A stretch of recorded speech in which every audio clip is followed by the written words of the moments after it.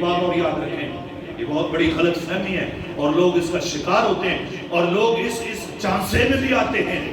ہم صحابہ کو کیا کہتے ہیں؟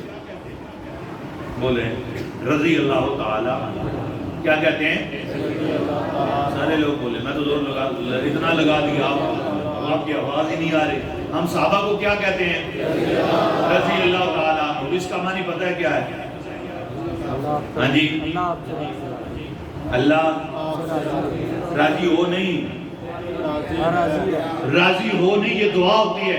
اللہ تجھے عطا کرے، اللہ تجھے معاف کرے، اللہ تجھے اور دے، یہ دعا ہوتی ہے۔ رضی اللہ عنہ کا مطلب ہوتا ہے اللہ ان سے راضی ہو گیا ہے۔ یہ کیا ہے؟